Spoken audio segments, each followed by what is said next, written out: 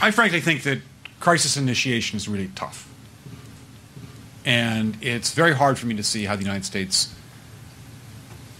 president can get us to war with Iran.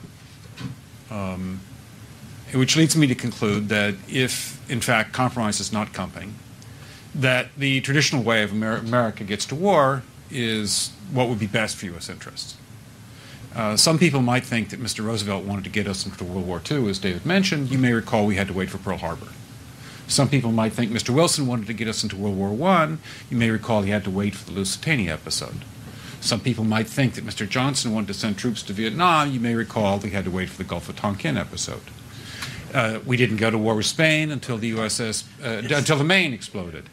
And may I point out that Mr. Lincoln did not feel he could call out the Federal Army until Fort Sumter was attacked, which is why he ordered the commander at Fort Sumter to do exactly that thing which the South Carolinians had said would cause an attack.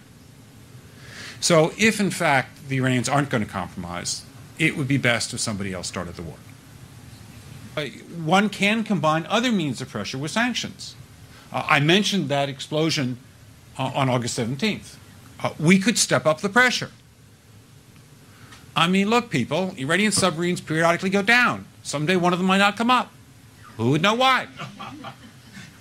We can do a variety of things if we wish to increase the pressure. I'm not advocating that, but I'm just suggesting that this is not a either-or proposition of, it's just sanctions has to succeed or other things.